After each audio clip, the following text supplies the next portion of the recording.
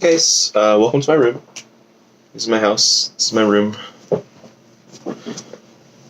So today I'm going to be talking about the two CEU courses that I chose to do.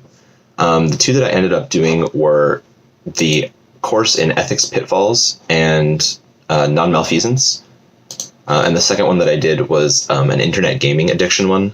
Now I chose these two primarily because the first one was free, and because the second one actually is something that I have personal experience with. So I used to play video games a lot, and I used to feel like I was addicted to them in some way, like it was not out of control, obviously, because I wouldn't be where I am today with maintaining that kind of addiction. But I did feel like I spent an inordinate amount of time doing that kind of thing, and so for me, it kind of hit a lot of points that I wanted to talk about.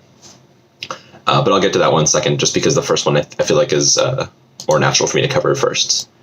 So the non-malfeasance one was basically, and maybe a little bit unfortunately, but it was very similar to what we have learned in class.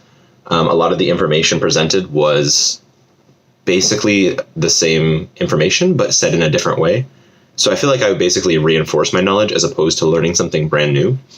And in one way that was kind of okay, because I felt like going into it, that with the knowledge that I had already learned, I felt that I was able to kind of comprehend the professor's more in-depth explanations of the material. So I felt like it helped me because some of the vocabulary was technical, and I feel like that was more digestible to me. So some of the objectives of the course were to explore ethical guidelines with respect to multiculturalism, or confidentiality, or informed consent. And I felt like that was really important because the multiculturalism aspect comes naturally to me in many ways. So it's nice to hear perspectives from people who present that work in a tangible way to other people as well. So it just helps me with the perspective, I feel, a little bit.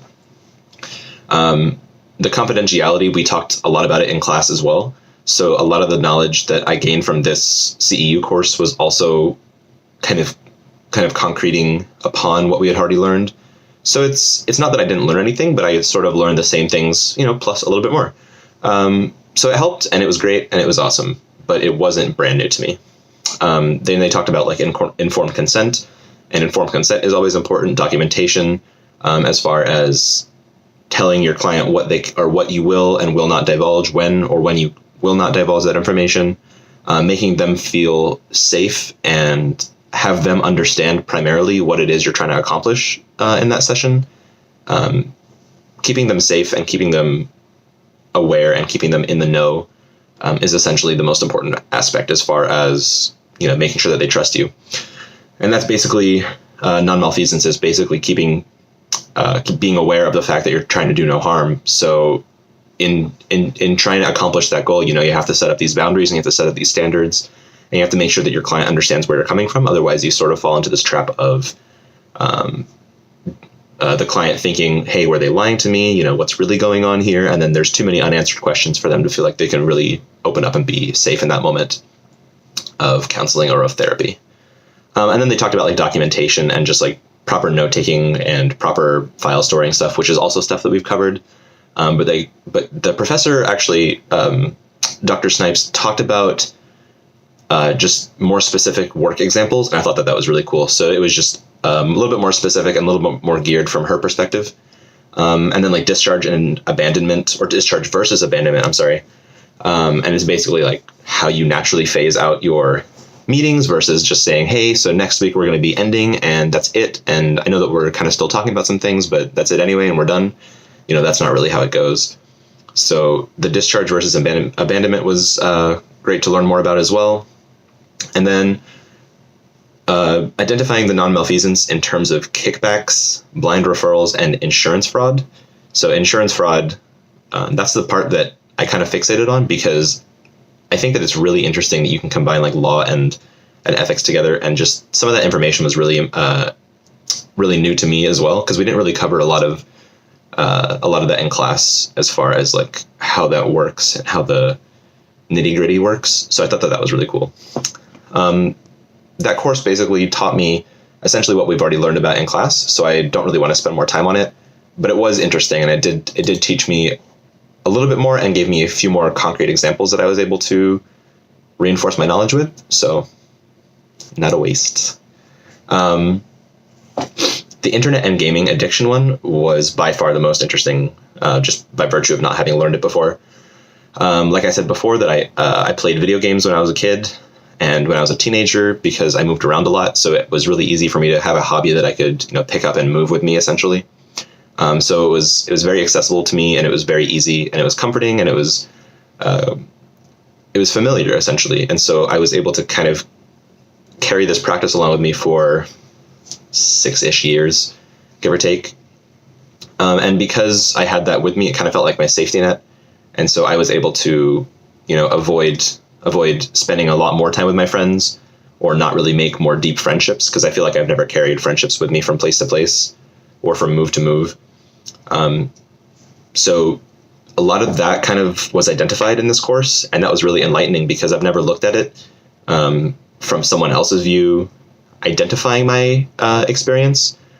So it was really, really interesting to me. So one of the main objectives of the course was to explore how these behaviors can turn into addictions. And I would never, prior to this CEU course, never have defined myself as having gaming addiction, but it was very clear to me that I had experienced many of the symptoms. Now, I don't know if I would call myself addicted because I'm just not able to diagnose myself like that, but I know that I definitely experienced many of those symptoms as far as withdrawing socially, or not putting myself out in social situations, just being more irate and being, I don't know, it's a lot of the same things that normal addicts would experience as far as like withdrawal symptoms when you're not around your vice, essentially. You become irritable, and you become not the person that you really want to be, or not the person that you really are, because you're always thinking about that next fix. You're thinking about, when am I going to play that video game next? When am I going to get that, for lack of a better word, high? When am I going to be able to feel better and be comfortable and be, familiar with what I know? And a lot of that is reflected in the CEU course, but also from the other point of view as well, in the sense that the video games, she identified a lot of characteristics in the video games that make them addictive. So it was really interesting to see it from that perspective too. She was talking about like quests, essentially, where, the video game may tell you, hey, go accomplish this objective for me, or go do a task in this area for me. And then you'd be rewarded immediately in game. And then that kind of instant gratification was basically what really made a lot of these games incredibly addictive. And I only kind of looked at it through the perspective of what I had played and what I had seen and done, gaming wise. So it was interesting to see it from a different point of view as well, and to identify other games that kind of did those things too.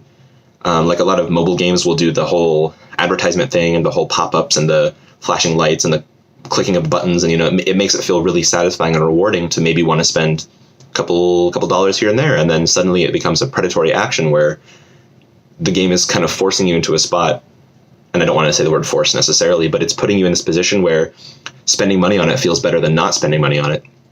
And so that was some of her other course important points as well, is that she was talking about gaming addiction and gambling addiction, and how the two often coincide, and how other substance abuse addictions come into play as well. And just the whole brain chemistry aspect of it kind of is very similar, in the sense that you're experiencing a lot of the same symptoms and a lot of the same withdrawal feelings. And so it was just really cool to see that kind of come into play. Now, as far as how I would use both of these courses in my future counseling work, the first one goes without saying. Non-malfeasance is a no-brainer. You don't do any harm, and you try to do as little harm as possible, and you keep your client informed as possible. And so it's cut and dry, really good. I think that learning about the gaming addiction has kind of opened up another path in my mind to maybe treating more topical problems. A lot of the video games are becoming more popular nowadays, and so it's more easy to become involved in that kind of culture, or kind of behavior, essentially. And so I feel like it might be something that a lot of us will end up coming to deal with at some point in our careers, is someone who's addicted to video games. And I think that with the knowledge gained from this course and future research on this topic, because there's not really that much done. There's a lot, but there's not it's not enough and it's not popular enough to have a lot of backing behind it.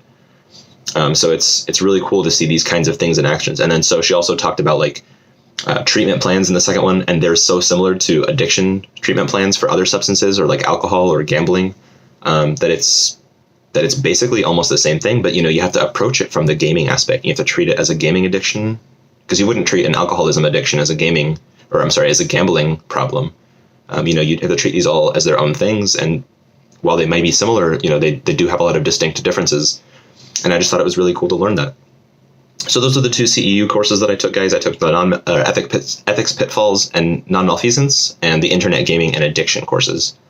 They were really interesting, and I hope you guys have some interesting one too. Thank you.